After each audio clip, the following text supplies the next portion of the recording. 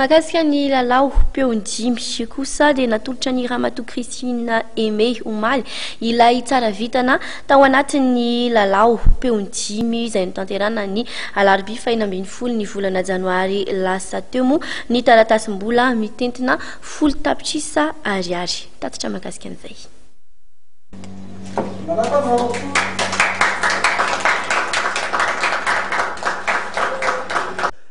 Christine Aimé avy any Tsiranana ny tsara vitana indrindra ka nahazo nitotona 10 tapitrisa ariary tamin'ny lalao peondimy taorian'ny fisariana izay nitanterana tamin'ny 9 janoary farany teo.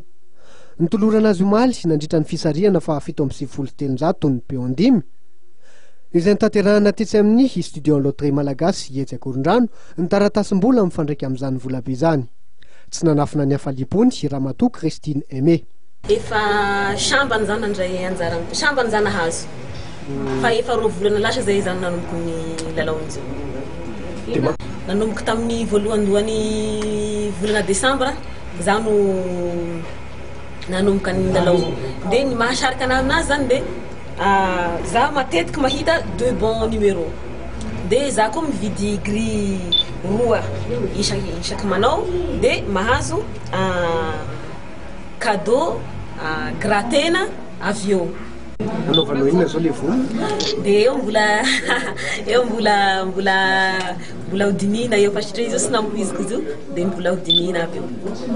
Fantatra tao aorian'ity fisariana fa 7,700 diantsho ireo laharana nahazo amin'ny lalao peondimy dia ny 3, ny 8, ny 12, ny 14 ary ny 430.